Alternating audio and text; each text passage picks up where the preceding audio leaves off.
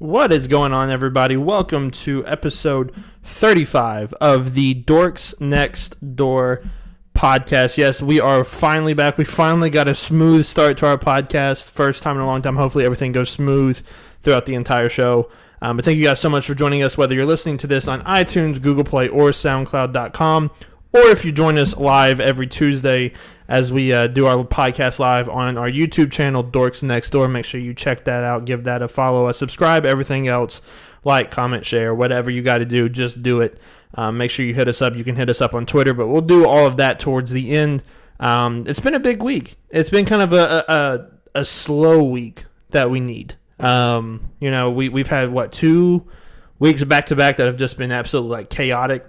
Totally. With Avengers Endgame 2 weeks ago, and then the Spider-Man Far From Home trailer coming out last week. Everything just kind of has been absolutely crazy. But today we're kind of just taking things a little bit slow. We're kind of just slowly easing our way into things. But before we jump into anything else, I am your man, Andy York. As always, I am joined by the man who finally has a Twitter account. Wow. Finally. Jason Lee. Jason, how are you doing? Took me about 8 months. Well, you got sick. Having a podcast. You got sick of Jason Momoa never hitting you up, so then you were just like, you know what, screw it. Right. Yeah. No, I decided I had to go out and make my own decisions. Right.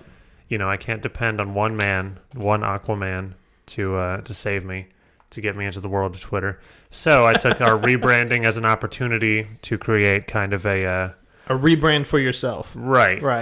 Based around the podcast. And that's a great thing because that means that I can't go in and argue with people about things. You still can. I can, but I want to put on a good face. I want to have a good image. Right. For the podcast, for the YouTube channel. Right. Exactly. I don't want to be arguing all the time and causing but if some people strife. If some people are dumb, then sometimes you just have to argue. There comes a time where you can't just sit back anymore. You just kind of have to jump in a little bit. What I have to say is it has to be this is motivation for myself not to do that, right? Because it's it's super easy to fall into it. I don't want to do that, and it's that's why I got off Twitter in the first place, was just because it's all the which I know that a lot of it's just really dumb, funny stuff, and it is. But it's all the toxicity really weighs down on me sometimes. So it's I can't be launching myself at all these people,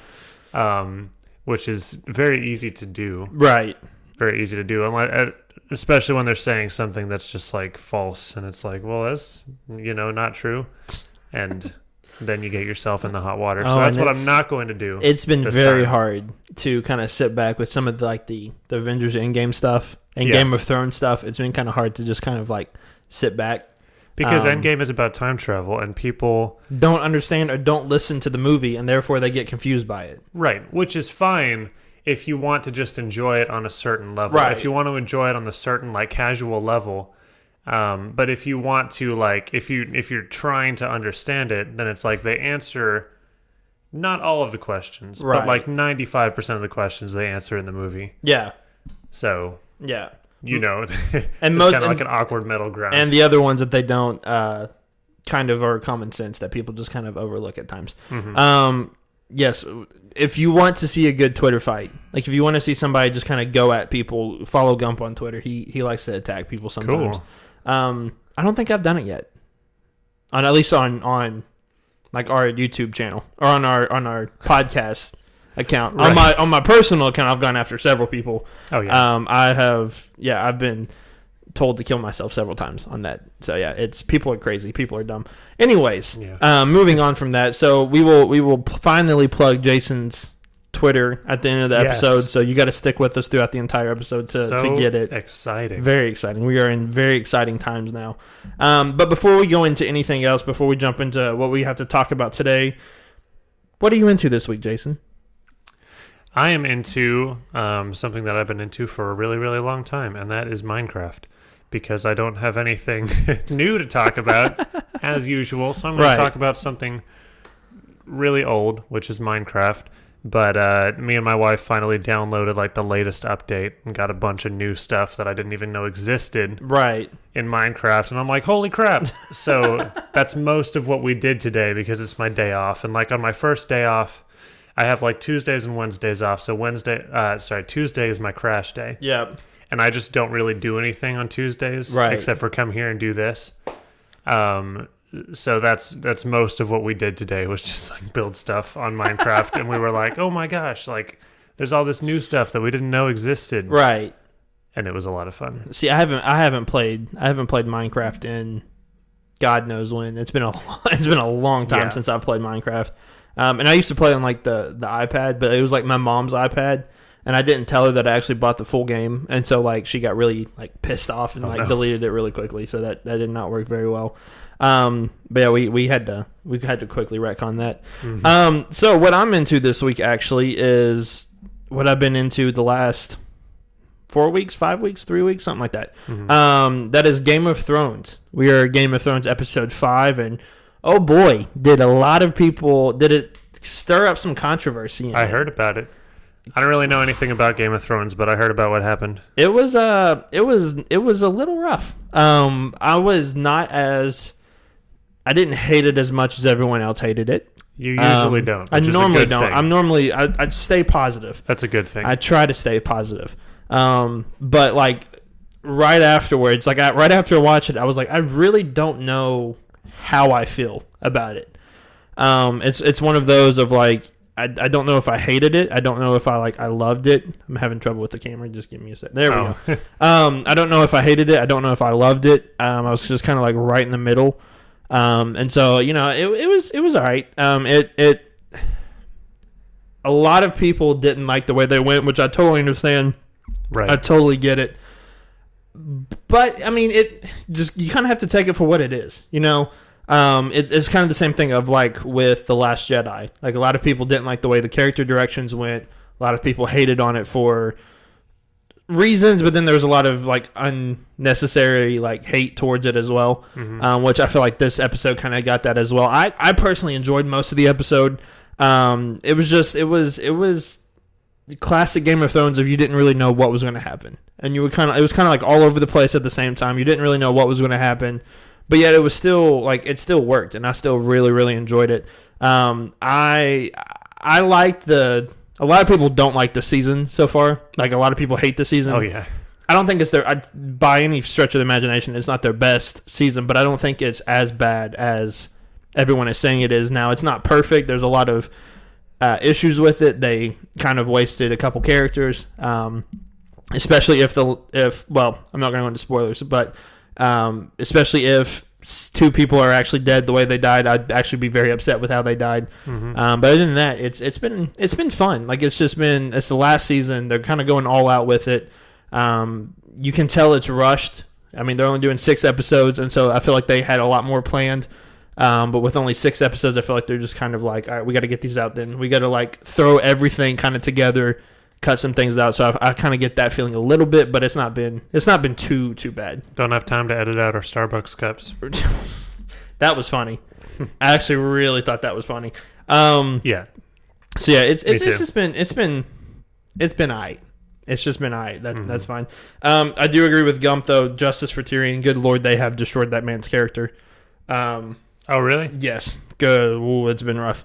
He used to be interesting, and now he's just kind of blah. Like blah. So yeah. So it's next week's gonna be fun because next week's the season finale. So we'll see what goes on there. We may do an episode on that. We may not. We may do half an episode on that. We'll figure something out. Yeah, I'll get my friend at work to tell me all about it. Exactly. Or we can just bring your friend from work in, and then we'll have him on and talk about it as well. Totally. He would hate that. He would hate that? Yeah, he would never, ever be on a podcast. But I like talking to him about stuff that I don't know about, like anime and Game of Thrones. Oh, yeah. Oh, but anyways, it was... It's been very decisive. It's been... Good Lord, it's been all over the place. Speaking of all over the place... Well, no, we'll get to that later. All right, so... I'm kind of all over the place, too. Speaking of all over the place, it's me. So we are very excited this week. We're gonna talk about Detective Pikachu very soon. We both saw it this weekend. We're gonna give you our thoughts about it. We're going to give you, we're gonna give our spoiler-free review. Then we're gonna go into spoilers, things like that. But before we do anything like that, guess what we got to talk about? We got some more in-game stuff we have to get into and talk about. Yeah. We're not going to do a spoiler warning now because they are basically showing everything now on TV, everything else. Yeah. And so it's out there now. So if you haven't seen it, then that's your fault. But we have been wondering for a while now, since before the movie came out, when it was reported that Catherine Langford had been assigned a role in the movie. Right. There was a lot of speculation of like she could play an older version of Morgan Stark, she could play Kate Bishop, or she could play. I think at one point somebody said she may play like Cassie Lang, she may play Mistress Death. We didn't know what character she was actually going to play, but finally it was revealed by the Russo brothers. And I'll let you kind of go into detail about what was going to take place and things like that. Right. So she was, in fact, going to be an older version of Morgan Stark, who was Tony Stark's daughter in the movie. And this is pretty big spoilers, but just like when Thanos snapped at the end of Infinity War and he had kind of that vision in the soul realm of Gamora, Tony Stark, after his snap, was going to have a similar vision of him talking to his daughter. And apparently that scene was all the way finished and everything, but they cut it because it was confusing to test audiences, which kind of sucks, and I hope that we get to see it. Yeah. At some point, maybe on the DVD release or something like that. Or I guess they don't do extras on DVDs anymore, but like on the Blu-ray release or something like that. They did for Infinity War. Oh, really? Yeah, because when I bought it for my iPad, like I bought it on through Apple, it has like all the bonus features, things like that. Mm-hmm. So good. And alternate endings, or not alternate endings, but deleted scenes. Okay. So that's good. But yeah, I do hope that we get to see that at some point, because that sounds awesome. Yeah. And I would have loved to have seen that in the original cut of the movie. I think it would have made that, all the more emotional, even, especially since Morgan was kind of just like not really that related to the way that he died. And at the funeral, we just saw like a couple scenes of her. I think that would have been really, she looked really a little neat. freaked out. Yeah. While the AI was, which I mean, I would be freaked out too. Like if I was that age and it's like my dad's dead, but like here he is at the same time. It's a little weird. Right. But no, that would like I'm very excited to see what they're going to do with like what that actually looked like. Because I think it's interesting. It kind of adds even more of that parallel of like Tony and Thanos are kind of the same person with different intentions. They're both futurists. Right. They're both looking for how to preserve like their respective races, the people who they've kind of been like who they're responsible to protect, or they feel like they're responsible to protect. And they both did whatever they had to do, at least in their eyes. They both did what they had to do to save the universe. And they both create their own demons. Right, and they do that. And so it's there's a lot of parallel between the two, and it's that awesome. would have kind of like added even more to it a little bit. But I still think it's really cool how I still think like the I don't know, I think the effect they wanted to go, or the feeling they wanted to go, I feel like the way they went worked out really well. Mm-hmm. It wasn't like sudden, but it was like very emotional how it went. I feel like if you went to the older version of Morgan Stark, I think it would have kind of taken away a little bit of that, maybe. Depending on how they shot it and depending on what took place. That's just something that we can't say until we've actually seen it. Right. But I still think like the way they went about it was really, really cool. It was also the Russo brothers did an interview with, was it Collider? It was somebody. Anyways, they talked about like the most iconic or the coolest or whatever scenes in the MCU. So they talked about like when he said I am Iron Man, when Cap picked up Mjolnir, like a whole bunch of different stuff. They said that the original script was after Thanos said I am inevitable, snapped his fingers, and it realized that Tony had his fingers. He was just going to smile and snap, but they both said that it felt kind of not flat, but just like something was missing. And then one of the editors was like, why don't you just have him say I am Iron Man? And like both Russo was like, holy crap, get a camera now. we got to go shoot this thing now. Yeah. Which is really, really cool that like that's how that process went was for that. It was a good last minute save because that was the last thing they shot for the movie, and they had to call Robert back. Yeah. And be like, hey, can you shoot this like one last thing? I know you thought you were done. Yeah. Which I'm sure he was all on board to do it anyway. Mm-hmm. And there's been a lot of like behind the scenes stuff of like that the actors have been like releasing here. They showed the one of like them shooting the scene of Tony and Peter meeting for the first time after the snap. Chris Evans has been like releasing videos of all of them on set for the final fight scene, which is really, really cool. So there's been a whole lot of stuff just kind of slowly leaking out or coming out about it, which is I'm a big fan of. We still have no idea what direction they're going to go into yet, but that's just part of the mystery of Spider-Man Far From Home. But then we're also, when San Diego Comic-Con comes around, it's going to be a massive time for MCU fans. I mean, we're all going to be glued to Twitter and everything else trying to figure out what's going on. It'd be fun to be there, but good Lord, those things are expensive. Oh, yeah. Oh, yeah. I work at a grocery store. Yeah, so it does not. That's not coming up for me. Nope. But it's still very exciting to see what takes place, what's going to happen from here on out. I'm very excited to see where things go from here. Which we have a very exciting episode coming out, or not episode, but a very exciting video coming out in the next couple of weeks about villains specifically, and it would be cool to see like 10 years from now how that list holds up. Yeah, for sure. So we'll definitely look into that. We'll definitely check out for that even more so. Especially since Mysterio is right around the corner. Oh, man. Who is apparently just an ally to Spider-Man. Right, as the director. Producers say. Yeah. Which I would be totally fine if he was just like... Oh, me too. That'd be a nice swerve. It would be a nicer swerve than what the Mandarin was, because the Mandarin pissed a lot of people. But they also said... The Russo brothers were like, the Infinity War deaths are permanent. Right. You have to let go. They're permanent. Right. We're like, look, I appreciate what you're trying to do, and this is, I'm glad you said it. Right.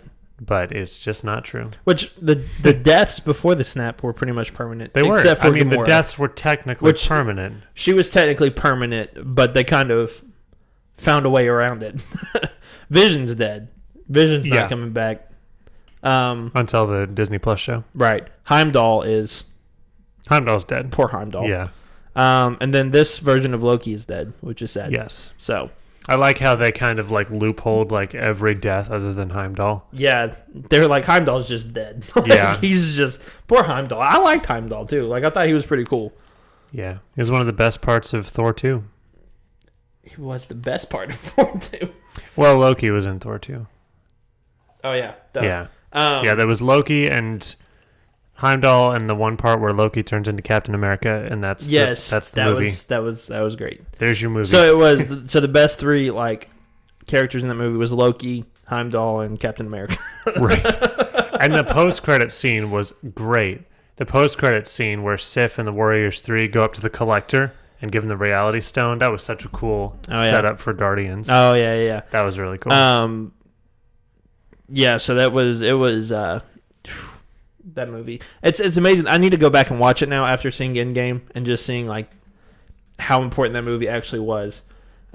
Which is it's crazy to see how that was. So, all right, so I think we are finally going to jump into our thoughts on Detective Pikachu. So if you have not seen that movie yet, we're going to give our spoiler-free review first, and then if you like what you hear from the spoiler-free review, then you can go check it out yourself. If not, then well, if you want to stick around, that's fine. Just don't get mad at us if you hear something you don't want to hear. Which I don't think there's really anything big to come out of it. But still, we're going to give our spoiler-free thoughts here very soon. So, Jason, what did you think of, without going into any detail, what did you think of Detective Pikachu? Best video game movie I have seen. And the competition is not hard. The competition was not hard at all. That's like saying Aquaman was the best DC movie until Shazam. It's like, yeah, well, the competition wasn't that hot. Yeah. But Detective Pikachu, better than Aquaman.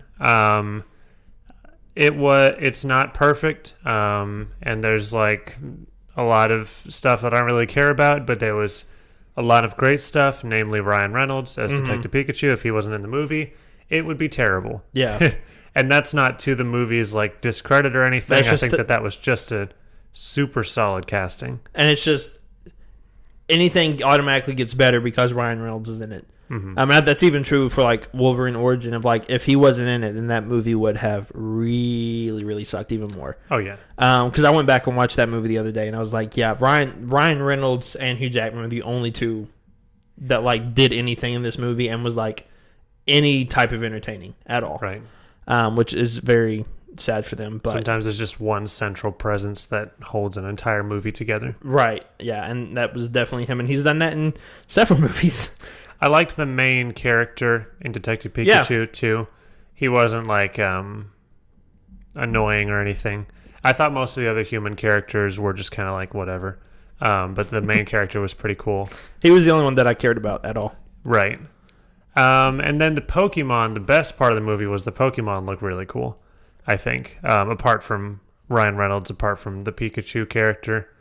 They're all designed really well, and the way that they're integrated into the world was really cool. I like Machamp with, like, 4 arms directing traffic. I like Jigglypuff, like, singing in a bar. Yeah. You know, she put that guy to sleep. It's like, that's all, like, really memorable stuff. So, it was pretty sweet. I like that there's a ton of Greninjas Everywhere. chasing them around. Yeah. I was... when we talked about this kind of at the beginning... I said that it was exactly what I thought it was going to be. Nothing more, much, yeah. nothing less. Like, it was a good movie. It was fun. It's a good family movie. Gump even said, it's a good family film, which it really is. And it's kind of like that was its intended audience. Shocker. But no, like it was entertaining. It was funny. Ryan Reynolds was funny. The Pokemon looked, like you said, the Pokemon looked absolutely amazing. The environment around actually looked really, really cool too. That was awesome to see. The actual human characters were boring as all get out at times. Well, I gotta say, the human characters are actually pretty true to Pokemon because everyone but the main character felt like a Pokemon NPC. Right. Which is fine, sort of, not really for a movie, but it's like, I see what you were trying to go for in kind of modeling them after, because like you had the one guy in the like fighting ring, and he was supposed to be kind of like one of the guys that you fight along your quests and everything. And then you've got the big evil bad guy in a wheelchair. Oh yeah, right. It was a very like video game plot, and I think that those were the weakest parts of it, and where everyone felt like an NPC. Yeah, like the journalist Good girl Lord. felt like an NPC. Okay, listen. She was her face looked monotone. Like, if that makes any sense. Like, she wasn't monotone. She was very enthusiastic. She just looked like she was bored out of her mind for most of the movie. Which good Lord, it was rough. Watching when she was on there, it was a little rough. Now I will say the two best characters of the entire movie was Pikachu and Psyduck. Psyduck was absolutely amazing. Yeah. He became one of my favorites after watching this movie. It's so funny to see him, and how like everybody like interacts with him. Like it's so funny to see all that go down. It's exactly what I thought it was going to be, and it was good. Like it was fun. Probably only going to see it once in my entire life, and I'm okay with that. I have younger brothers who are obsessed with Pokemon, so probably not.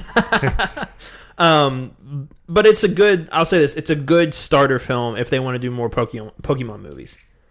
Like, it was a good starter film of, we can, I think it kind of showed them that we can actually, if we put some effort behind this, we can actually do this at all. I think the best parts of the movie were where it felt like, how would the world function if we actually had Pokemon, and they created Rhyme City for this movie. Right. And it's like if we integrated Pokemon into the society instead of forcing them to battle each other, and the stuff like that. And then by the end of the movie, it just kind of devolves into like a video game plot, which a lot of video game movies do, and they really shouldn't do that. Right. Because it doesn't work in a movie. Which this one wasn't like egregiously terrible or something. But yeah, good Lord, there's been a lot of unneeded video game movies, and I don't feel like this was one of them. Like, I feel like this one was fine. Like, it's a good summer film. Like, it's a really good summer film. Yeah. For what it is. So, I'm very excited to see if they go anywhere from here, though. Like, I want to see if they actually do more with it from here. And so I'm very excited to see that. So, out of 10, what would you give this movie? A letter grade, and out of 10, how would you rank this movie? I always like how you give me like two different scales. Right. Well, like, you can give it the letter good. grade, and then like in your head be like, all right, then I can give it this. Letter grade, a B. Out of 10, A strong 6. Okay. Yeah. Yeah. Or a light 7, like a 6.5. Wow. Yeah. You're a lot nicer than I was. Because I was probably gonna give it like a 5.5. Like a 5.5, maybe a 6, a light 6. Yeah. It was not my cup of tea. Like I'm probably gonna get crapped on for this as well. I didn't get into Pokemon until later. Mm-hmm. But like it wasn't as like nostalgic for me at times. Like my brother-in-law who like grew up on it was eating it all up. Like he thought it was really, really cool. Right. But like I thought like it was very nostalgic to me. It had very moments of like it could be very nostalgic. But it was just all right for me. You know, it wasn't anything massive. Yeah. It was funny because it was me and my brother and my wife who we always go to see movies together, and they were sitting on either side of me, and my brother's like a super fan. Like he knows way more than I do. And I was enjoying it because I used to be way more into it, and I kind of like I knew what was going on, and I recognized most of the Pokemon, not really the newer ones as much. But like when they went on the Torterra sequence was like one of the best parts of the whole movie. Yeah. That was awesome. Oh yeah. And then my wife has no idea what's going on, and she doesn't know anyone but Pikachu, but she was just like laughing like crazy. It was really funny to her. We were all laughing because it is really funny. But I wanted to show I've carried around this Mewtwo EX card every day in my wallet since the 7th grade. Really? Yes. And then when we went to the theater, they were handing out Detective Pikachu card packs. They were doing that at ours, and I didn't get one. I was very upset. I was very upset. And I got a Pikachu and a Psyduck, so now Mewtwo has a friend in my wallet. And it kind of fits. Yes. It kind of fits very well. So. It does fit. I'm really happy. So yeah, so you give it like a 6.57. Yeah. I give it like a 5.56, like a light 6. Now here's what I'll ask for a rating scale. So we've had 4 big movies that we've talked about come out this year so far. Captain Marvel, Shazam, Avengers Endgame, and Detective Pikachu. How would you put those from favorite to least favorite so far? Okay, favorite, obviously, Endgame. I'm trying to think of what I gave everything. I'll say this. I'll go Endgame first, like my favorite. Shazam second.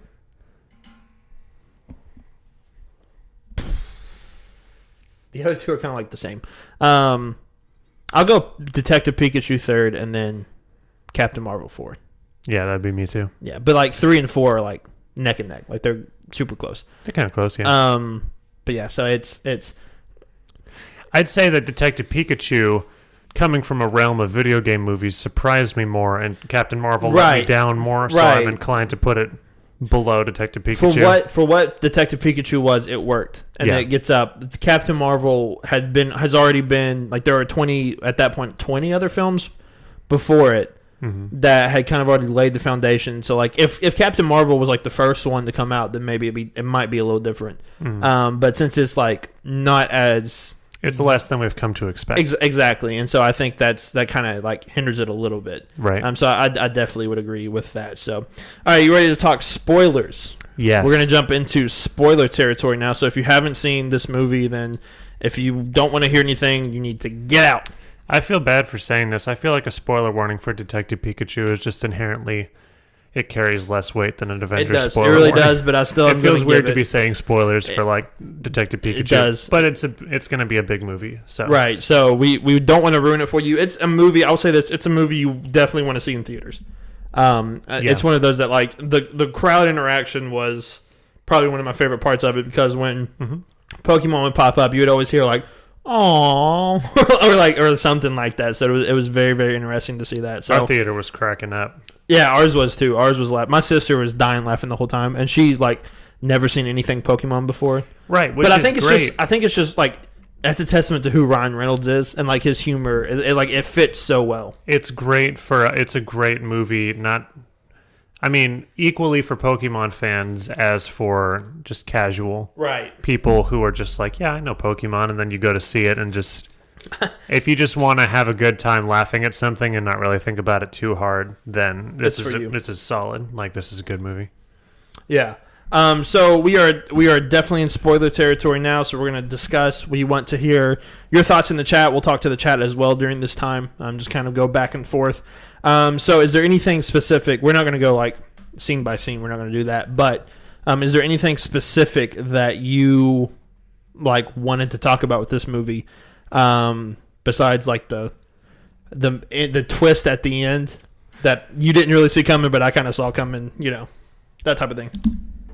Yeah, I did like the twist at the end where you find out that they've been searching for Tim's dad the entire time, and that like after he got in a car crash, then Mewtwo merged.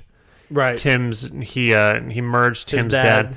And the way that they described it, they were like, he offered up his body to save you, and like they kept describing it with biblical allegories and stuff like that. It was weird. It was multiple points. It wasn't just that point in the movie, and I was like, this is weird. Yeah. I didn't expect that from this movie. But you find out that Tim's dad, the detective, got merged with the body of the Pikachu, and that's why it's had Ryan Reynolds' voice the whole time, is that Ryan Reynolds is his dad. And I liked that a lot. I liked it, but it was the weirdest thing because I'm a huge, I love Ryan Reynolds. I think Ryan Reynolds is great in almost everything he does. But when he showed up, I was like, oh no, no more talking Pikachu. I don't want Ryan Reynolds anymore. I want them back together. It was one of those things of yay, I'm glad that you get the happy ending, but couldn't you just kept him the same? It'd have been fine if we just, if Pikachu became his dad, I would have been totally fine with that. It'd have been weird, but yeah.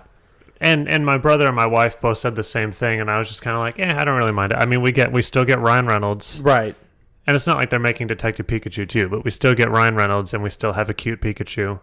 So right, yeah, and it still works. So I thought overall though, the twist at the end was really cool. Mm-hmm. The double twist of I forget the actual the actual guy's name. Wow, I can't believe it. I never forget. I never remember names at all. Yeah. No, I mean he was just so memorable. Yeah. They don't even have his character name on here. That's awesome. What was his name? I have no idea. Crap, what was his name? I have no idea. Anyways, that his son was supposed to be the bad guy, but then it was the father was actually the bad guy. His son was just locked in the closet with duct tape. It was, yeah. And it was actually a ditto the entire time. Yeah. Which it's a twist, sort of. I mean, I didn't really see it coming because I'm terrible at following movie plots the first time I see them. Yeah. Which with me being on a podcast about movies and looking like a complete dork, you wouldn't think that, but I'm really terrible at it, and I have to see a movie several times, twice, or just sit on it and think about it, or see it, talk about it with people to kind of piece things together afterwards. I just kind of experience it. So if there's a twist coming up, unless it's Incredibles 2 level of twist, which wasn't even a twist, it was just the plot, then it's I forgot about that. Right. The moment that lady walked in the door, I was villain. And I don't even follow plots. No, villain. But yeah, with Detective Pikachu, it was sort of a twist, I guess. I mean, he was in a wheelchair, so it should have been obvious to me that he was going to be the villain. Right. Because so many old guys in wheelchairs turn out to be the villain. Yeah. Was it Shazam? Wasn't the villain's dad in a wheelchair? Yeah. But then the villain, he was an evil old businessman in a wheelchair, and it's and then in Spider-Man, in the first Spider-Man, you had the evil old businessman in a wheelchair. Yeah. And then Green Goblin throws a pumpkin grenade at him, and he turns into a skeleton. Yeah. Yeah, it's this is... And it scarred me for life. I forgot about that. Because I watched it when I was 7. Yeah. Holy cow. Yeah. So unless you're Charles Xavier, if you're in a wheelchair and bald-headed, then you're the villain. Right. What a great subversion of the bald old guy in a wheelchair villain trope. Oh, Lord. Classic. So yeah, no, it was there's not a whole lot to discuss in this movie. I do really like the how Tim Goodman and Pikachu, how their relationship was played throughout the entire movie. I thought that went really well. I thought they had really good. I thought Ryan Reynolds and whoever plays him had good chemistry together. I thought it was, I thought that was fine. Justice Smith. Yes, Justice Smith. I thought they like Ryan Reynolds and him did a really, really good job of working with each other. It worked really well. But yeah, there's not a whole lot to discuss about this movie.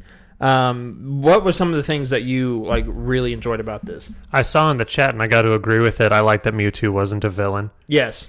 Because I love Mewtwo very much. And Mewtwo was kind of like a weird, undefined, neutral, ominous presence. Yeah. Even at the end of the movie. That was kind of strange. Because he was like, humanity is evil, but you showed me the good in humanity. And it was like, wait, what? How? What is happening? Because didn't he capture you to turn you the humans were just merged with Pokemon, right? I don't know. I think Mewtwo is kind of being easily influenced. Yes, by his peers. It's just kind of one of those of you got to advance the plot. So we're gonna throw this out there. We got to make Mewtwo not a villain anymore. You've showed me the good in humanity. Yeah, that's always the thing. By saving the day. I understand. I'm surprised Thanos didn't say that in Endgame. Right. Tony Stark, you've showed me the good in humanity. Oh man! All right, let's look at some of the chat though. We'll go back and forth. The plot twist was obvious to me. I was happy that Mewtwo was an evil. We talked about that. They brought up the first Pokemon film. I was so happy. I don't get that reference. I don't either. Yeah, you'll have to explain. My brother would. Was that a red cameo in the Pokemon Stadium? Maybe. It can be if you want it to be. We've learned that if you just want to believe in something with movies, then automatically it comes into place. Yeah. Good Lord. Ryan Reynolds, Asian guy in a red hat. It can be red if you want it to. I mean, he's like a sprite in a game. So yeah. Let's see here. They said that they would be down if Ryan Reynolds was red. They really like red, or they want him to be his uncle. Classic. I thought it was messed up that the main character blamed all the Pokemon for his dumb daddy issues. Yeah, I think he just kind of associated his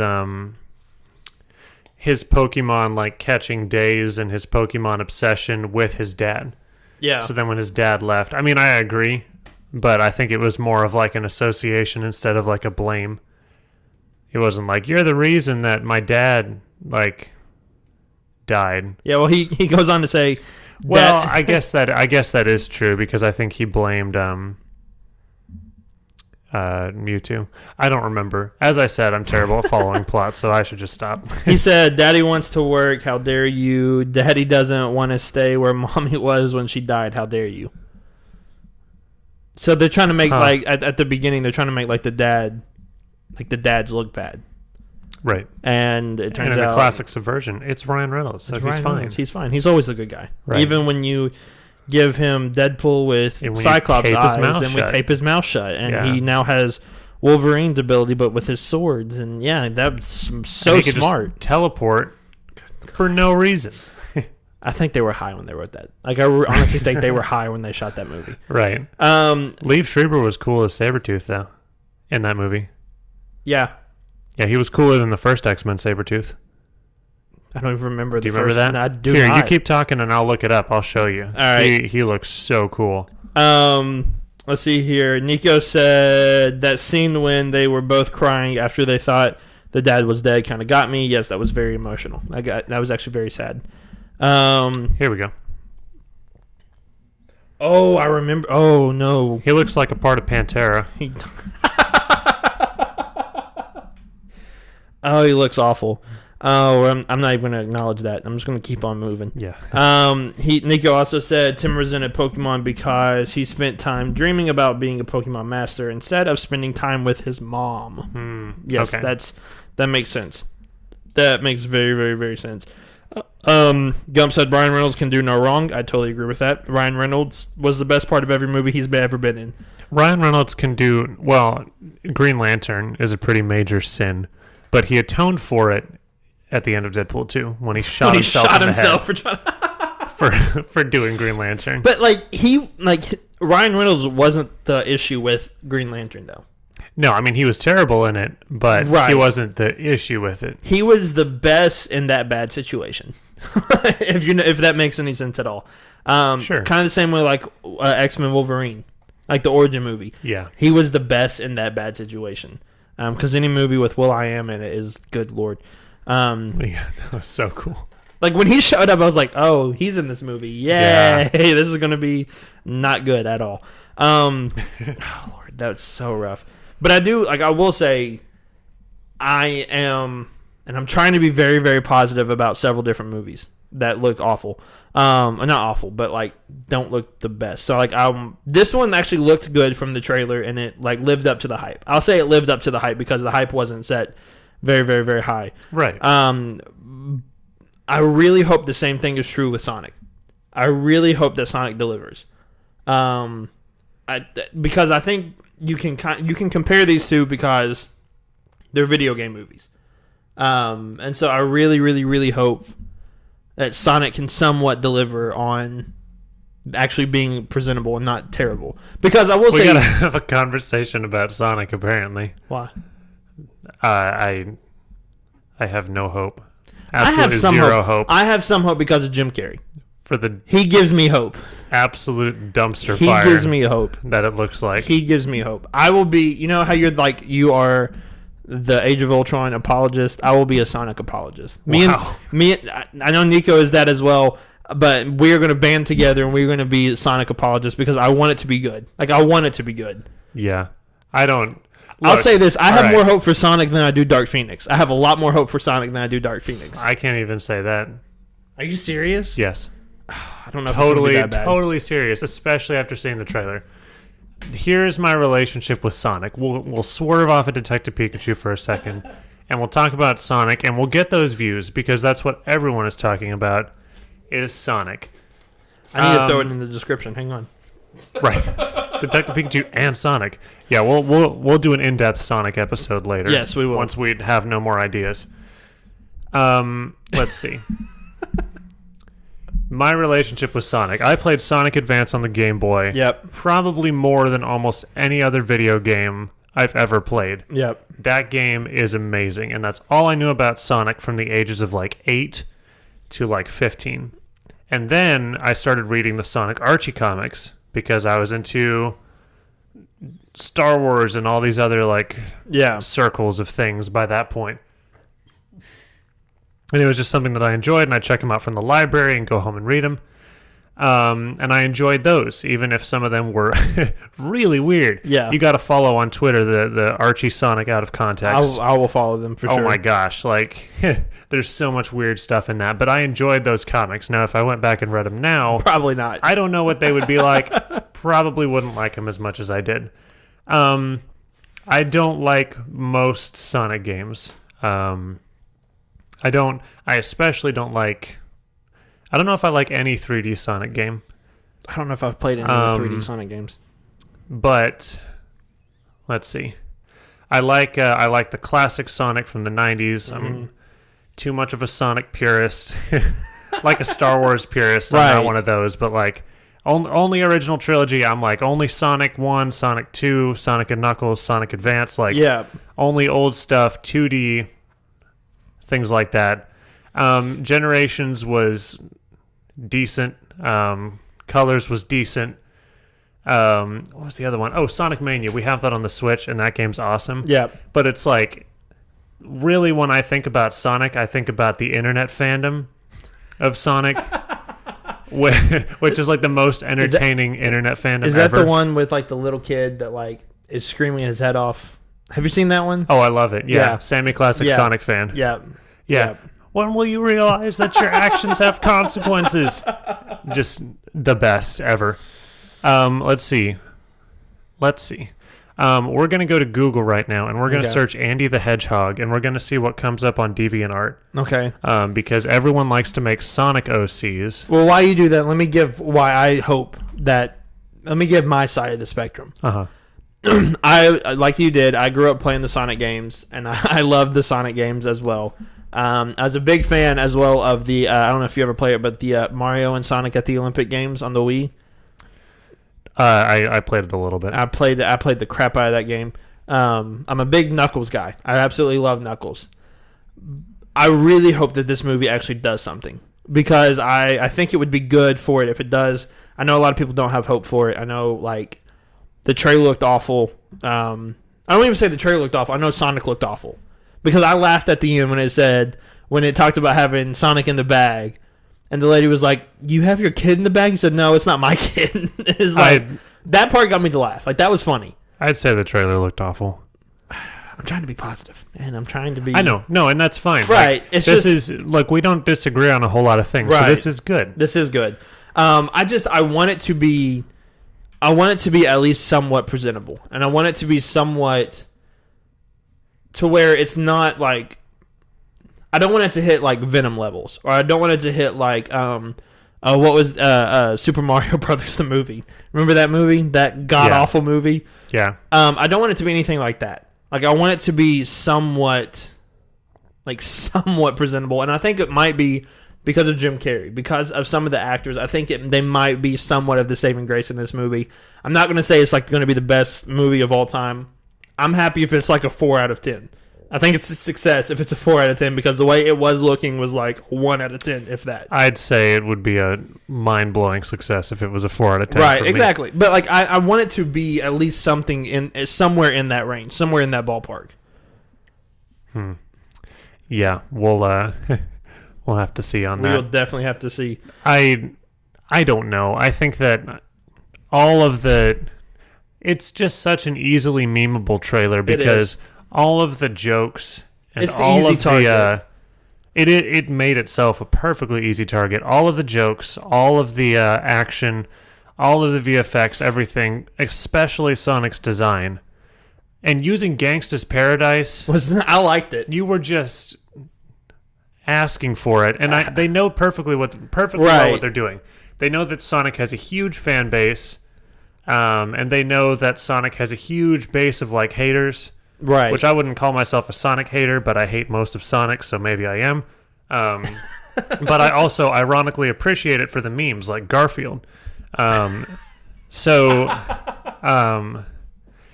Yeah, no, they knew exactly what they were doing, and they created something for a reason, and now everyone's talking about it. So, I mean, that's the way to get people to talk about a Sonic movie, is to just create something like incredibly polarizing. Right. I don't know. I think it's something that it's going to... I think people are going to love it and hate it. Like, I think this is going to be one of those. I honestly don't even know what to expect at this point with it, because they're supposed to be doing like character changes, which I think we need to take into that. Like, we need to respect the people that are going to be doing those last minute changes on Sonic for the entire movie before it comes out. Like, they're going to be working their butts off to get that even done on time. We do, yes. And so I think that's something you need to take in consideration. I don't want this, because I think this could be very easily into a territory of when fans gather together and hate on something as much as they've hated on this, that they're going to expect every director to make changes immediately. Like, I think that could go very toxic very, very quick. Right. Especially, we've already seen that with, like, DC fans wanting the Snyder Cut, and like the last Jedi hate that Star Wars has gotten. Like, I think it's heading into that direction, and I'm glad that they're doing it, because I think this is a scenario where you could do it and it's not necessarily that big of a deal, but it could take off very, very, very quickly. Right. I would say, from my point of view, I think there's already so much toxicity in the Sonic community that this movie isn't even going to make a dent. Right. No matter how hard it tries. Right. If it could make $1 billion, and it's not going to make a dent in the amount of toxicity that the Sonic community has. And also, I'd say that there's nothing really wrong or invalid about hating on something if it's like terrible and if it looks terrible. Like, if you think something looks terrible, that's fine. You're allowed to say it looks terrible. Right. But you can't crap on other people if they like it as well. Like, you have to have the same freedom. But like, people are like, oh, well, all you people hating on the Sonic trailer just made all of these VFX artists have to redesign the whole thing. Now they have to work overtime for a movie, and they weren't planning on having to do that. And it's just terrible. And it's like, well, no, I mean, like, this is a consumer situation. Like, you're creating something and you put it out into the world, And from my point of view, it looks like a complete nuclear dumpster fire. So I'm going to contribute to the conversation from that point of view. Right. And be like, this is a nuclear dumpster fire. And then they're going to be like, okay, well, then we're going to fix it. Right. Because, I do think we have to take into account of who this movie is made for. Yeah. This movie is not necessarily made for... me. Us. Like, it's not made for our age group. Like, it's made for children. It's made for kids. And for Sonic fans. It's a family movie. Like, it's 100%... Same thing with Detective Pikachu. They're family movies. Like, that's the motivation behind them. And we know family movies don't have to look the very best. But then again, I mean... part of what makes the Sonic trailer so memeable is that it's set to Gangsta's Paradise. Right. And what, 8-year-old kid is going to be like, wow, that's hilarious. I can't believe sure they there put are that a few, song in there. I'm sure there are a few that know what, but not, it's not, it wasn't the smartest choice. That's a joke that people who were alive in the 90s are going to understand. Right. And I get that aspect of it as well. Also, just having Jim Carrey in it at all, no kid is going to care. Right. Like, if you put Chris Pratt in the movie, then it's like kids are going to be like, wow, it's awesome. Kids don't know who Jim Carrey is because he hasn't done anything high-profile roles in a while. Right. But, people who were alive in the 90s understand that. So I feel like this movie is just kind of trying to bank on, 90s Sonic nostalgia. Yeah. While also being a kid's movie, while also being for Sonic fans. Right. They're trying to wear too many hats at once. Which isn't a bad thing, but... the trailer is a bad thing. Yeah, I'll agree. I know what you're saying. I know what you're saying. Yeah, I totally get that. So before we switch gears here, let me pull up Andy the Hedgehog that I found. Let me see if it shows up on the screen. But I'm very excited by this find. You can search your name on Google, blank the Hedgehog. Oh, is that me? Yeah, that's you. Yeah, that's what you would look like as a hedgehog. Here, let me see. I can't see it. Here you go. I look depressed. What a gift. Now let me look depressed. up Jason the Hedgehog. You do look depressed. So many Sonic OCs Good Lord. look depressed. It's very sad. That might be me after watching the movie and wanting more from it. This is so sad. Let's see here. While you look up that, let me read a few of the... Oh my God. Did you find it already? I'm not hating. You look depressed as well. Ooh, this is epic. Hang on. This is so epic. I'm a vampire, and I have spikes on my boots. I'll show you in a second. And I'm black and white. This is so epic. Here, check it out. Everybody cigarette in your hand? No, rep your Sonic OCs. It's your pinky up like that. Oh my gosh. Yeah. Rep your Sonic OCs, everybody, because we all have one. Wow. You can search Kyle the Hedgehog. You can search Nico the Hedgehog. Wow. That's depressing as all get out. It's super fun to do. Okay, I'm going to read. I need to get away from how depressed I actually look. Yeah. Nico said Sonic Adventure. Actually, no, let me back up a little bit. No, we're good. Sonic Adventure and Pokemon Red are the first two games I picked up for myself. This podcast episode is just for me. Yes, we're doing this one just for you. Jordan said Pokemon Emerald is the best one. Oh. That's a hot best take. one for me, I guess is what I meant to say. Gump said, how dare you? Jordan said, let us engage in fisticuffs. Gump said, Pokemon Fire Red is the best, or just Pokemon Red. Nico said, what is that one? I've got a Kyle the Hedgehog for our friend in the chat. Just real quick. Kyle the Hedgehog. I can't hold my laptop still, but... that kind of fits. It kind of works. This is awesome. You got to do your own research on your own time after this point. But I wanted to look into that. So Nico said, I love Gen 1 Pokemon, but the Gen 3 games are my favorite style of games. That's why I love Fire Red. And then he said, Jordan and Gump must fight. Yes, we're going to... What we'll do is we will have... We'll pit our subscribers against each other. Either that or we will just, I'll rent a boxing ring. And then we just have them two go at it. Just start fighting. Let's see how that goes. Awesome. Let's see how well that goes. That's awesome. What we'll do is we'll have a Discord server. And it's a meme battle. Yes, a meme to see who battle. can make us laugh the hardest. Yes, we will do that. That's a great idea. That's a very I'm gonna good remember idea. that, actually. That's a great Gump idea. also said, dude, I remember I spent hours in Fire Red trying to catch Mewtwo in a Pokeball.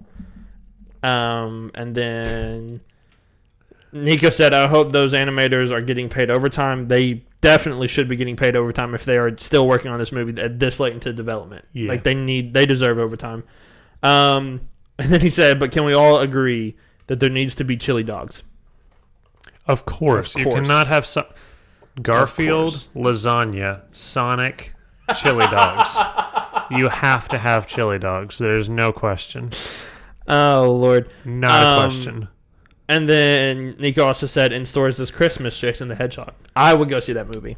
I would go see. Yes. We need to work on an animation here and just have Jason the Hedgehog. And just let you be. That might be your new nickname, is Jason the Hedgehog. Wow. Yep, that is Yeah, I just set up my new Twitter, and I immediately have to change the handle for it. Jason the Hedgehog. Yeah. Poor Jason. Oh, man. But no, okay, so we kind of got off onto a massive tangent. We'll come back to what we actually are talking about, which is Detective Pikachu. We talked about how like all the Pokemon looked the best. Mm-hmm. Which one was your favorite? In terms of design? In terms of design or in terms of just which one did you enjoy the most? Other than Pikachu. Right, because that one, he was there That's for like the entire thing. Obvious. Torterra. Okay. Torterra was awesome. The big ones were amazing. It's very cool. I liked it a lot. See, I'm a big, especially after this movie, I'm a big Psyduck fan because that was so funny. Like Psyduck was absolutely hilarious because like the way he kept saying Psyduck. Plus when Pikachu and them were running, you just heard Ryan Reynolds screaming Psyduck the entire time. Yeah, that would be absolutely amazing. It was so funny to hear that. Mm-hmm. So I was a big fan of Psyduck.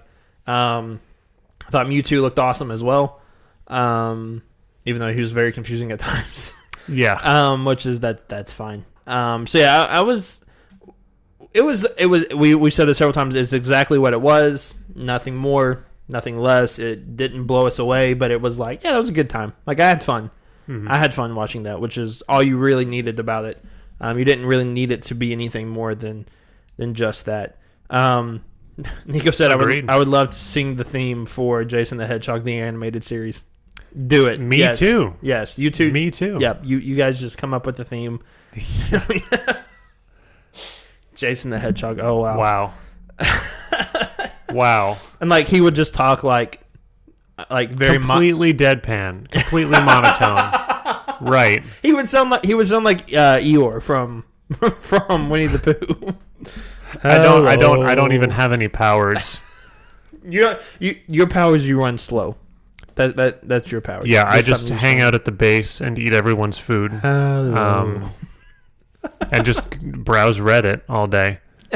And I'm one of the because every Sonic OC is supposed to be Sonic's best friend. Right. Like that's what it's all about. So that's why they made a game where literally you create a Sonic OC and then you're Sonic's best friend. And you help rescue him. Did you name your Sonic Jason the Hedgehog? No, I didn't play it. I watched the Game Grumps play it, but what a trip. What an absolute trip. Like they're feeding directly into what they know people want. Like you look back in the 90s, you look back to the first Sonic game, can't even imagine looking forward that this is the future of Sonic, where the game starts out and all of Sonic's friends are there and they're like, Sonic is dead. So we need you to fill in for Sonic. And then your OC walks out. Yeah. And it's 3D like animated. I don't remember the name of that game, but I'm sure somebody will put it in the chat. I remember. I don't think I played it, but I think I saw somebody play it too, and it was... Yeah, that's exactly what the fans want, so they totally know what they're doing. Nico said he loved that playthrough. He said he loved that playthrough. It's great. Yeah, what's the name of it? Tell us what the name of it is. Every Game Grumps Sonic playthrough is amazing. Watch them if you want to watch like cream of the crop Game Grumps. Right. Sonic Adventure DX. Sonic Adventure Director's Cut. I'll have to look at that. Holy crap. It's the best game they've ever played. It's so good. He said if I was younger, Sonic Force would be my favorite game. Yeah, that was it. Sonic Forces. Is that the one with you create? I think so, yeah. Okay. Yeah, Gump just said it's Sonic Forces. I keep saying OC, and I mean original character. That's what I mean by that. So just FYI for anyone. If you're not a gamer, yeah, like, true gamer. If you're not a true gamer like Jason, then you wouldn't understand that. You would not get that. I'm the epitome of a true gamer. He plays Fortnite. He does everything. I do. Yeah, you play Fortnite. I might in the future. When it starts to like die out, then you'll start to play. In 2023, when half of humanity has vanished from your snap, I will be Noob Master 69. Okay, right. So there was apparently a rumor going around, not true at all, that Wong was Noob Master 69. The one that I like better is Flash Thompson. Is Noob Master 69. I like that one actually. Yeah. I actually really like Flash Thompson. The issue is that Flash was dead during that time because he didn't age out of high school. But Wong wasn't dead. No, Wong wasn't dead. Exactly. Wong could be the Thor's greatest villain. Oh Lord, we hope so. Nico said Jason is Noob Master 69 confirmed. Breaking news right here on the podcast. The truth come out. The truth come out. Yes. I'm having a stroke again. I always have at least one stroke every episode we record. Oh man. Okay, so do you have any other thoughts on?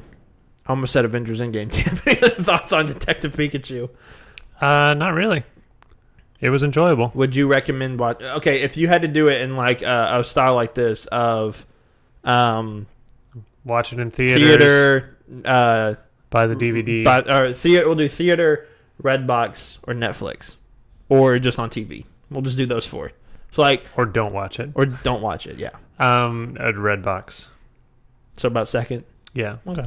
I don't think it's a movie that you like have to watch in the theater. Right. I think it'd be a good experience. Well, I think if you went and saw opening weekend, it would have been a good experience.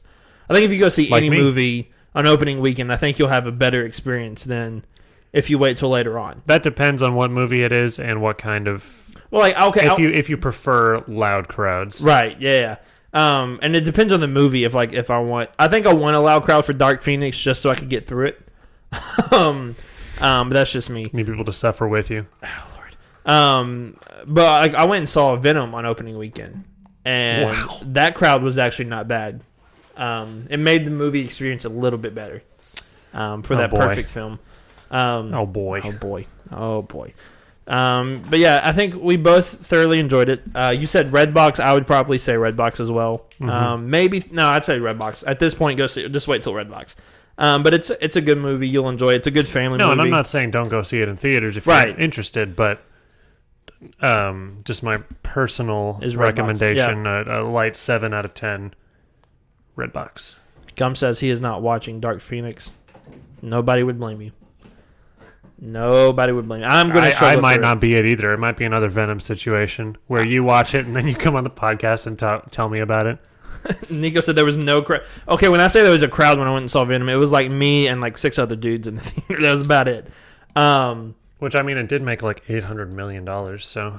Yeah, which is absurd that it made that much. Yeah, it's stupid. I'll probably go see Dark Phoenix just because I've seen all the other ones in theater as well. And so it's just like, at this point, why not? I have something terrible to tell you. What is that? You know how the Far From Home trailer introduces the multiverse? What if Mysterio is from the Venomverse and they're trying to integrate? I'm dead serious. What if they're trying to integrate Sony into Marvel using the multiverse? And then they'll have Tom Hardy cross over into the MCU. And they'll have Tom Holland cross over into the Sony cinematic universe of Marvel characters universe. Into the Morbius universe. In all honesty, I wouldn't be totally against Tom Hardy showing up as Venom.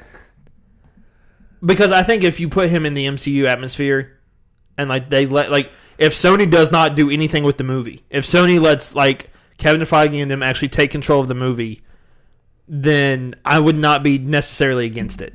I am going to be some of the most real I've ever been on the podcast. That's fine. I don't like Venom as a character.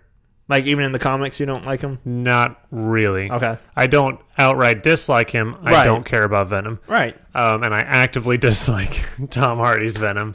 Time out. He's much better than Topher Grace's Venom. Oh, yeah. 1,000 times better. Oh, yeah.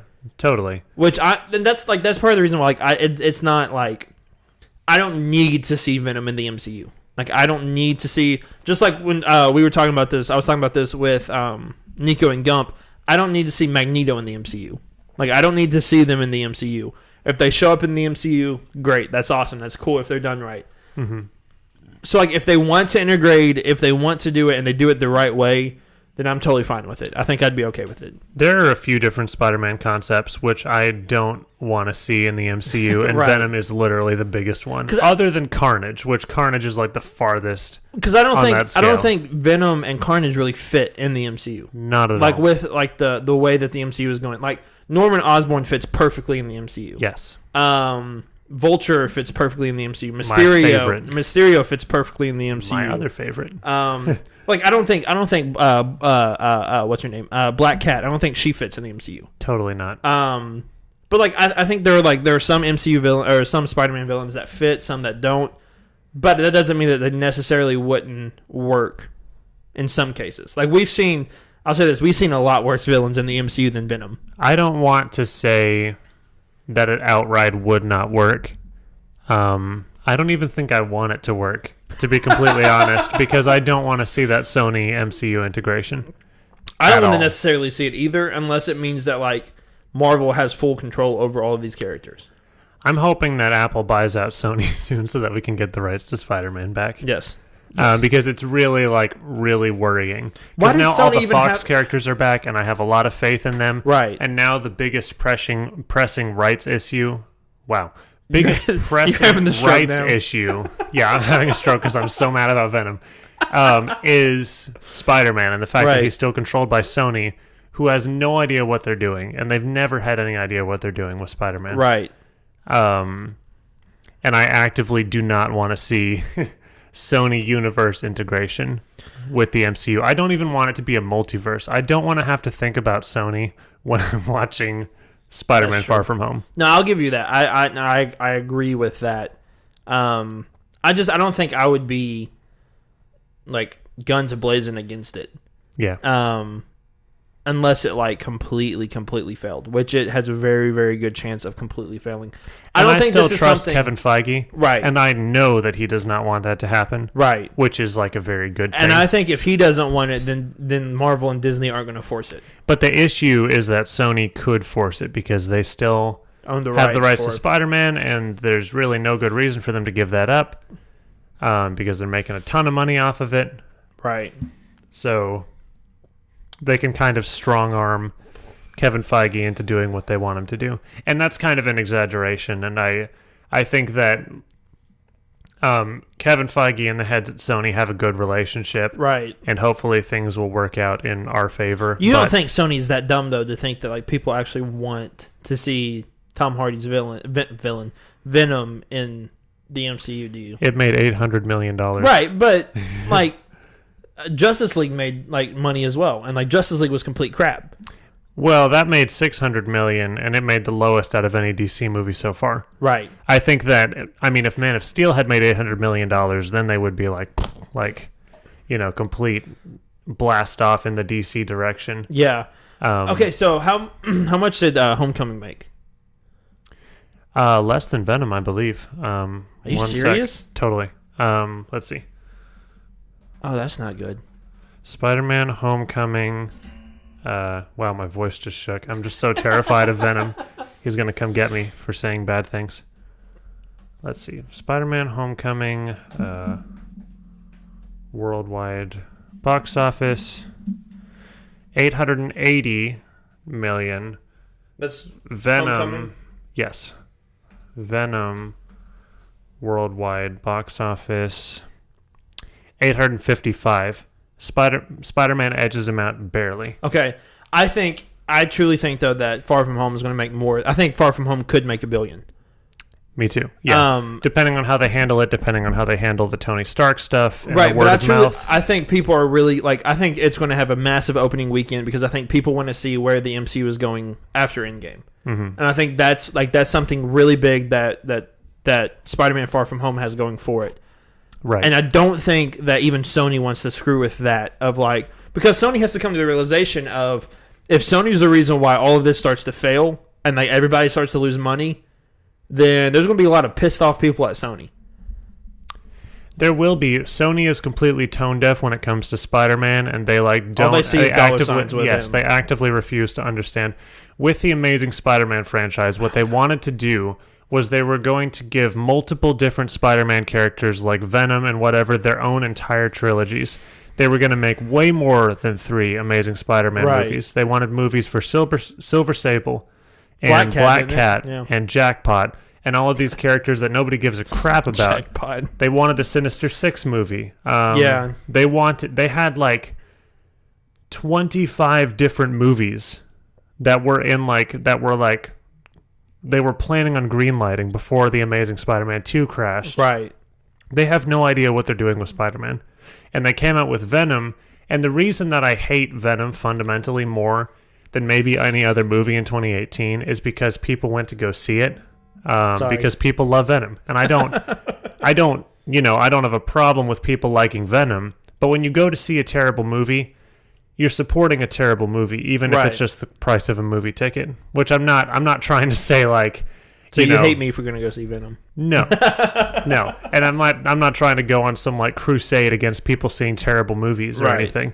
I'm just saying that from the perspective of a really big MCU fan who hates what they did with Venom, who hates what they want to do with Spider-Man, it's tough to see that make so much money. It's tough to see that make almost as much as Homecoming did. Right. Just because of Venom, he's cool. And see, so I'm a big I like Venom. Mm-hmm. I think Venom was one of my favorite. He's not my favorite, but he's maybe top 5, top 6 favorite Spider-Man villains. Mm-hmm. But I don't I honestly, if they came out with a Venom 2 tomorrow, I probably would not go see it. I don't think almost anybody would, because I don't think people the general consensus for Venom was that it wasn't that good. Venom is the Avatar of superhero movies. What did Venom get on Rotten Tomatoes? Oh, a 30 something. That high? I thought it would get. Yeah. I thought it would get something lower than that. Let me look it up real quick. I don't think. No. Wow, it's not even the first one that pops up. There you go. No, I got a 29, but 81% of audiences liked it. So that's dumb. Whatever, man. I just think I think that number, and I think we have to be careful looking at stuff like that, though, because I think some of it is, and we saw this with Captain Marvel, is people are just going to go in there and be completely against the MCU at times. Oh, I like the Venom character. Click. Right, exactly. And I think people are just going to, I think there'll be a group of people that will just go see the Venom movies because it's Venom. Right. But there'll be the same ones that complain about how Spider-Man is not a part of that universe as well. Right. And it's we don't necessarily, I don't want to see Spider-Man jump from the MCU to that universe. Oh, at all. But I'm not necessarily totally against Venom jumping from Sony to the MCU necessarily. And I've said it several times already, but I'm going to reinstate it again. If Kevin Feige has complete and full control of how they use him. Because I think Kevin Feige could make it work. I mean, he made some villains and some characters that shouldn't have worked completely work. That's like asking him to integrate Ben Affleck's Daredevil into the MCU. Exactly. And or I Nicolas think Cage's Ghost Rider. I think if anybody could do it, he could do it. I agree. No, and I have a lot of faith in Kevin Feige, but this isn't it's not his brainchild like every other property in the MCU has been. And so asking him to be here, just throw this thing into this, elaborate, it's like a big Jenga tower. Yeah. And it's they're trying to give him a brick and be build it. Put it in your tower. But, okay, I will say this, though. If they... I'm trying to think of how to, if they could even do this. But, don't even reference the Sony universe at all. and just have like Venom be a different entity completely. Like if you're gonna bring him in, if you want to bring the Tom Hardy version in, that's whatever. Just don't bring up his Venom movie. Like don't bring up he's an anti-hero. Like go full villain with him if you want to do that. If they even want to bring him in. I personally don't even see them even coming up with this or them even doing this. I think there's so much inherent baggage by the fact that he had a really successful movie beforehand. Right. That you can't really brush over it, unfortunately, unless you're DC. Right. Wow. It's like pre-existing lore. What's that? What's that? Batman's a funny guy now. He's the comedic relief of the whole team. Not even Flash. That makes sense. Not even Flash. No, I think they tried to make Flash comedic relief, and it just like... Not even funny. Is this a bad time to bring up my blood sugar? How do I save people? Haven't you been a hero for like a couple years now? Don't you know how to just save people? Didn't you catch Captain Boomerang like last year? Exactly. That didn't seem that difficult. Oh my gosh. Just run fast. Oh my gosh. Oh, I'm so done with that movie. But no, I personally don't think that's actually going to happen. No, I don't think so either. It's just like a lurking... I think there's a better chance of Hugh Jackman showing up in the MCU than Venom showing up in the MCU. I don't agree, but hearing that makes me feel a little bit better. That could just be me, like, trying to... Yeah, thank you. I'm just trying to keep my blindness... Like, I'm keeping my blinders on of, like, hey, this is what we have in front of us. No, and there's no use in worrying about something that I have no indication of whether it's going to happen or not. And my big thing... my whole thing is... I will go see... Like, if they want to start a franchise with something, I will go see the first movie at least once. Mm-hmm. And if you capture my attention, if you capture me long enough to go see the second one, then you did a good job. If not, then you completely failed. From my perspective, if you start a new franchise and Andy goes to see it and he tells me it's really good... You'll probably just kind of like it. Then I'll be like, okay. And then if you make another one and it's really good, then I might go see it. Like John Wick. John Wick is the perfect example of this, of the first movie I absolutely freaking loved. Mm-hmm. And normally with movies like John Wick, per se, like the Bourne Identity, like the Bourne movies, those actually weren't bad. Like the first three were actually really, really good. But then you have like Taken. Like Taken 1 I absolutely loved. Mm-hmm. Then 2 came out and I was like, ooh, that was not that great. And then 3 came out and I got pissed because it was sucked so bad.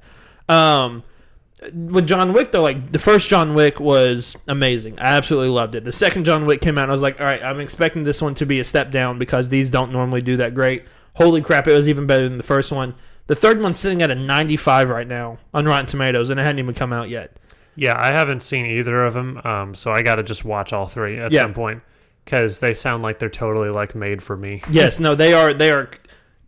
I was totally on board in the trailer when I saw him riding on a horse like downtown. Yeah, most people are like, that's so dumb to me. I was like, that's John Wick, and that is perfect, and I love it, and I want more of it. Mm-hmm. And so I'm all for it.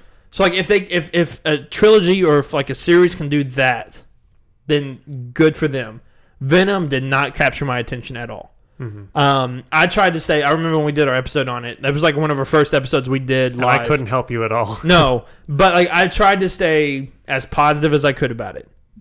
But like, and I was as negative as I could with the very limited information that I had. Totally fine. And you would bring up a point and be like, "I thought this was all right," and then I would like convert it and tell you why I don't think it's good. Yeah. But that like, was interesting. I think it was like, to me, I think Venom it wasn't good.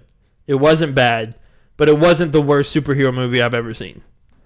Sure. And that's kind of like the spectrum I went off of. It's like, it's not Batman. Well, it's not Spider-Man 3 bad. It's not.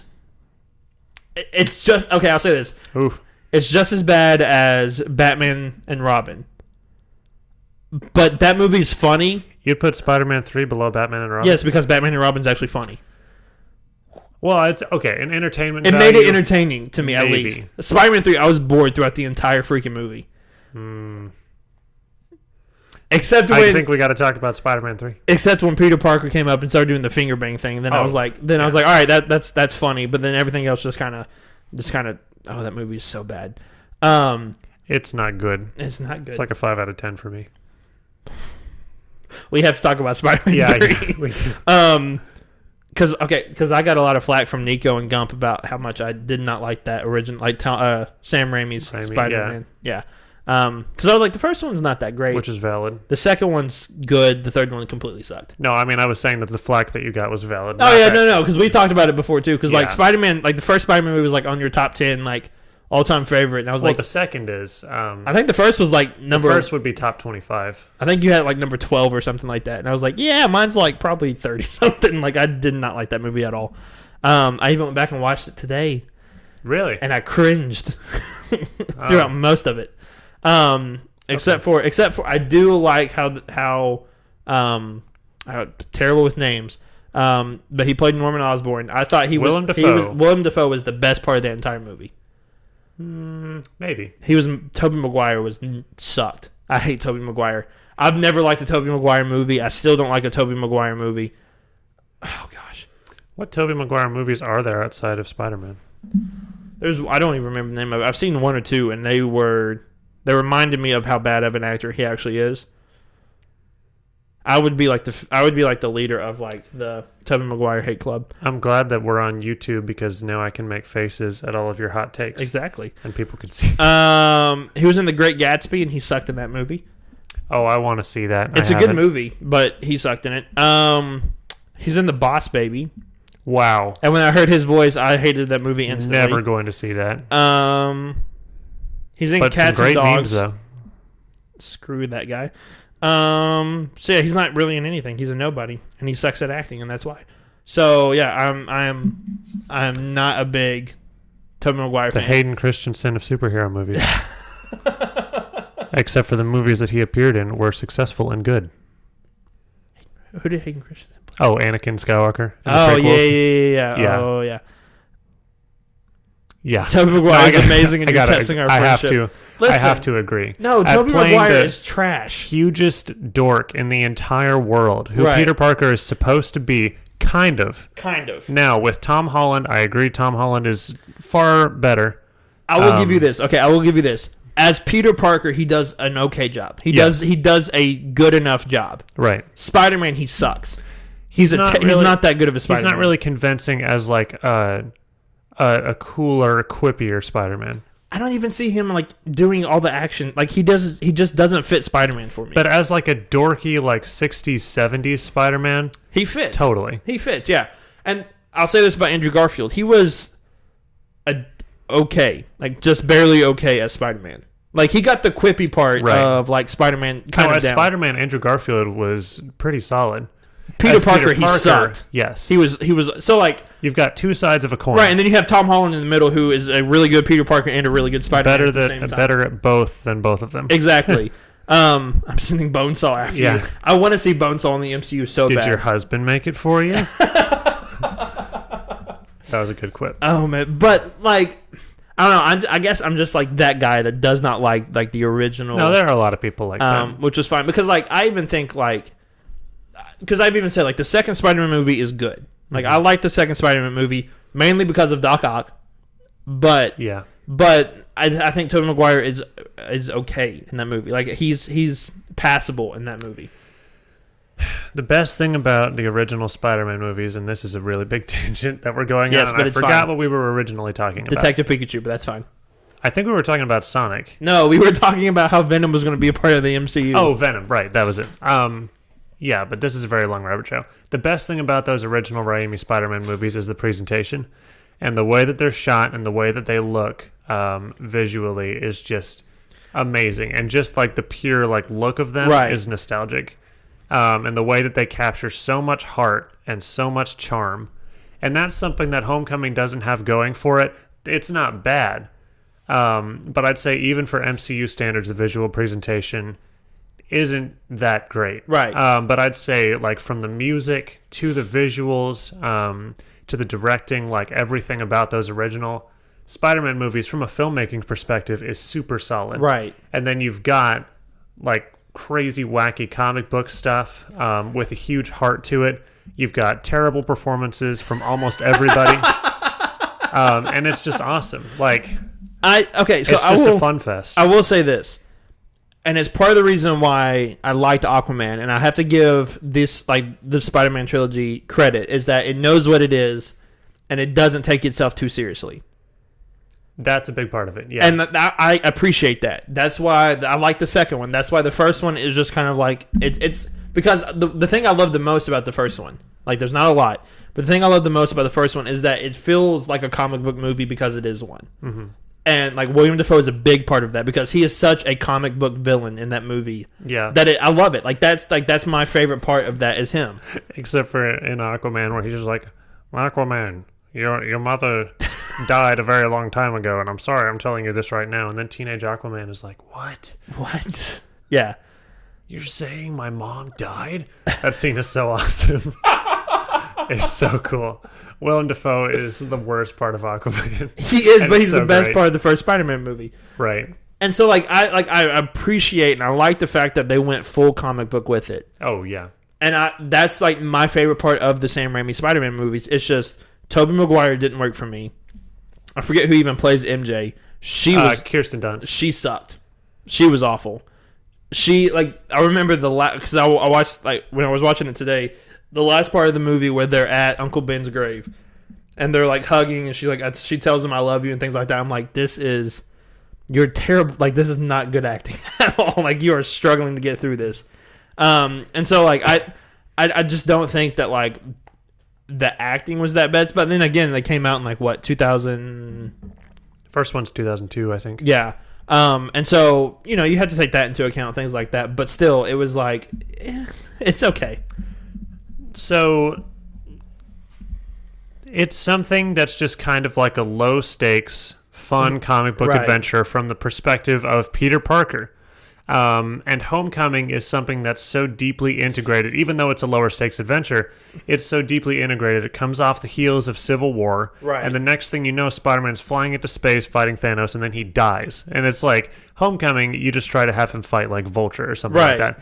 But it still has integration with Tony Stark and Happy Hogan and different things happening in the MCU, which I love about it. Yeah. And which is why I generally prefer Homecoming even to Spider-Man 2.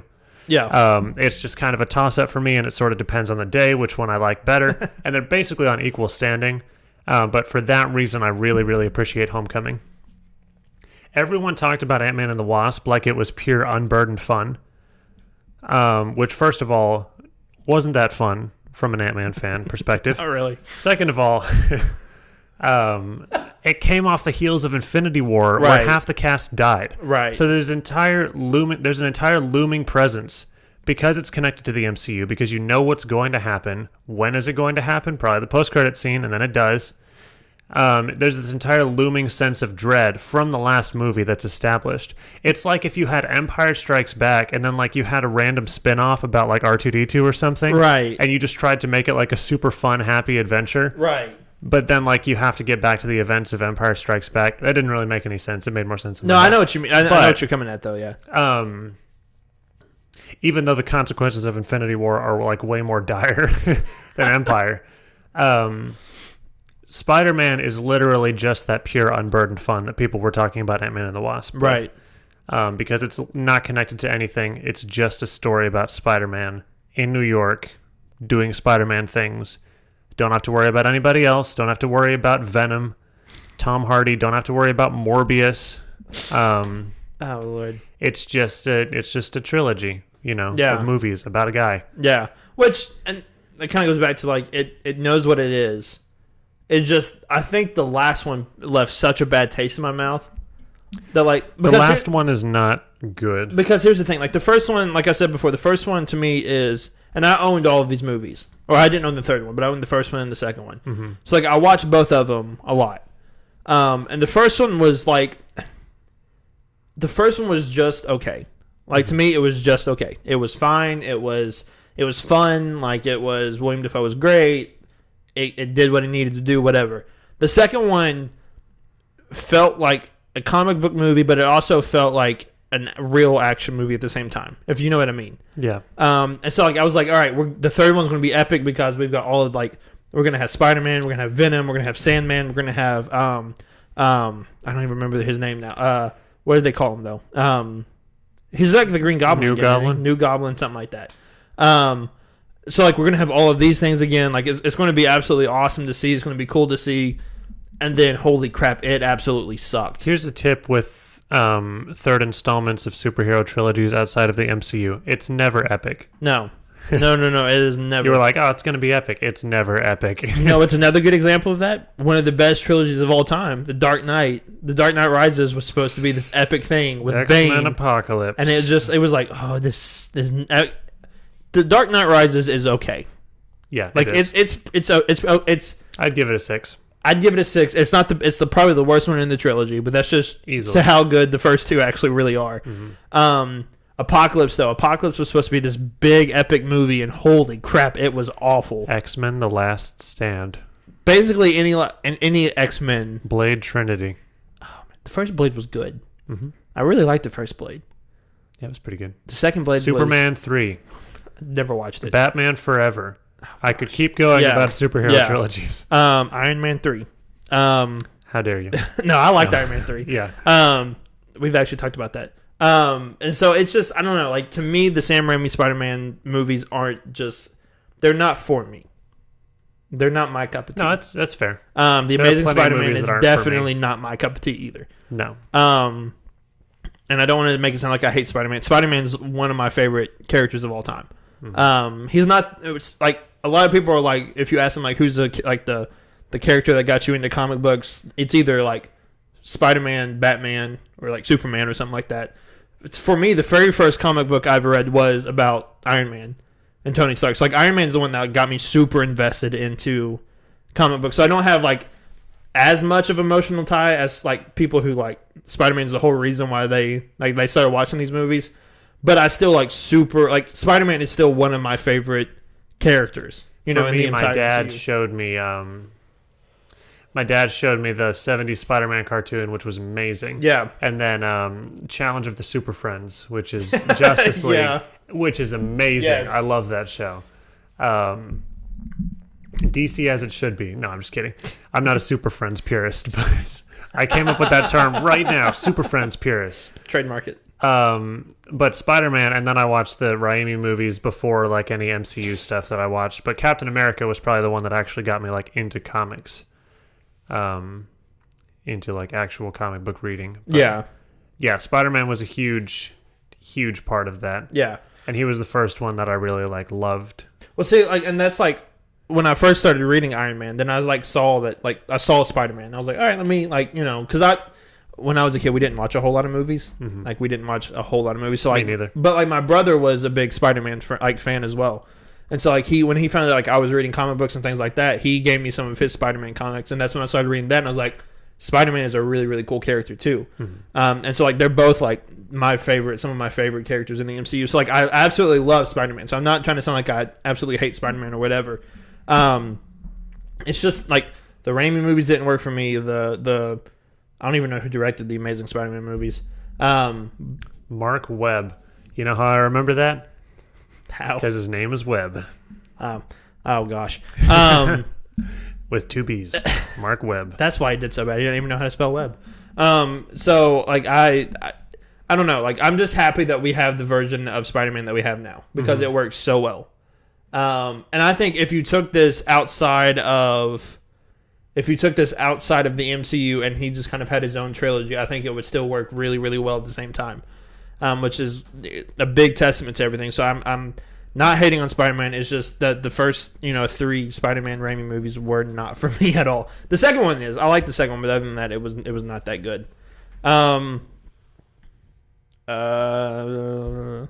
Yeah. Oh, yeah. I was just reading. Nico said that Human Torch dying and Spider-Man taking his place in the Fantastic Four was the first comic storyline I read. So, yeah, that's... Yeah, and I said I'd love for the MCU to tackle Future Foundation down the line. Yes. That would be awesome. After they introduced John Krasinski and Emily Blunt as Reed and Sue. And then we have the Fantastic Four, as they should be, and it's good.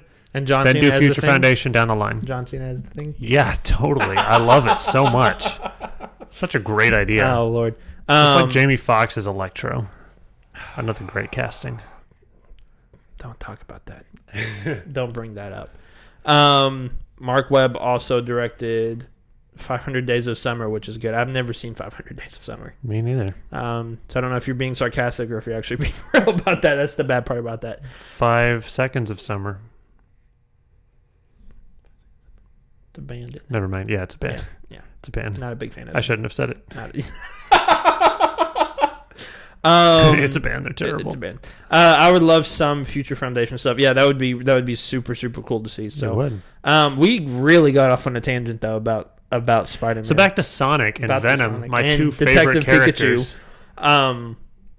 You know what we might do next week? Next week we might dedicate it just to Spider-Man. We might have a conversation about who's Spider-Man, about our favorite Spider-Man movies and TV shows and things like that. Because the Spider-Man TV shows are some of the best things ever to watch. Mm-hmm. Like they're so freaking good. Spectacular Spider-Man. Yes. Spider-Man and His Amazing Friends. Yeah, that was the one I was getting ready to say. That one was my favorite. It's so good. Ultimate Spider-Man was pretty decent. Yeah. And then you get the Spider-Man PS4 game that's absolutely amazing, which really fits as well. So yep. And Spider-Man 2 for the GameCube. Yeah. Pizza time. All I used to do on that game was literally just swing around. It's so awesome. That's all I did was just swing around. The physics on that were amazing. Oh yeah. But I do think that will be the end for this week's episode. Yeah. We have gone on tangents like nobody's business, but we've had fun doing it as well. The 90s cartoon is gold. Yes, it is. Mm-hmm. That's a very good one as well. But yeah, that is definitely going to do it for this week's episode. Make sure that if you're listening to this on Google Play, iTunes, or SoundCloud, that you leave a review, that you share it with your friends, that you share it with your family, share it with your dead ones. Just make sure that you give it around, share it around, so we can get that, so we can get our audio podcast out and rolling around as well. If you're listening to this or watching this on YouTube, make sure that you like, comment, share, and subscribe. You can follow our channel on Twitter at Dorks Next Door. Take out the E from next. You can follow me on Twitter at I'm Andy York, and now you can follow Jason on Twitter. Yes. Where at? You know what? That's a great question. So let me. I think it's at D&D. It's Jason. At D&D Jason, all lowercase, all just lowercase. literally D&D Dorks Next Door. Right. It's very clever. Not Dungeons and Dragons. Well, that would have to be an and sign, unless you're doing an apostrophe. I think it's just D&D, like D, and then I think they do in. Maybe not. Who knows? Who cares? Here, let's look it up. Just look it up while we're talking about this. Make sure that you guys check out later this week. On Thursday, we are going live. I'm going live with Nico for New World Wrestling, as we're going to give our Money in the Bank predictions before this week's pay-per-view, where I'm going to finally take that belt for the first time in his reign of terror. Finally knock him off the pedestal that he has been holding over my head since I agree. January. He's not been a very humble champion. He's been a very in your face champion. Nobody I agree likes wholeheartedly. Yes. Yes, we should. But yeah, that's going to do it for this week's episode. We really appreciate you guys listening and tuning in. Check out next week's episode. We don't know what we're going to really talk about yet. But then next week as well, we're going to have a video come out with the top 10 list. So make sure you check that out as well. And we will catch you guys next week.